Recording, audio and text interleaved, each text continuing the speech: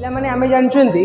Wait रो formula होची W equal to mg जोटी m होची मास जोटा यूनिवर्सल कांस्टेंट g होची acceleration due to gravity acceleration due to gravity आ गोटे फॉर्मूला भी होची small g equal to gm upon r square एठी हमें देखि परिबा हमर जो स्मॉल g टा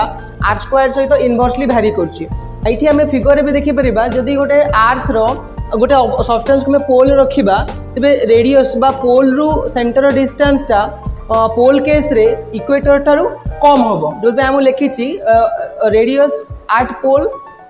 is less than radius at equator जो ए फॉर्मूला जब अप्लाई करबा तबे एटी कोन हो जाउची ना g टा at pole is greater than g at e जब आम ए फॉर्मूला को अप्लाई करबा तबे आम पाइबा weight at pole is greater than weight at equator जो गोटे मनुष्यर ओजन पोल रे अधिक हुए एवं इक्वेटर रे अपेक्षाकृत कम हुए। Thank you so much.